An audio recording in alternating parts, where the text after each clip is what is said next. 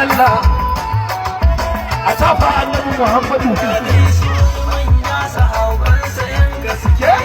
duk abin da yace suna yin sanan take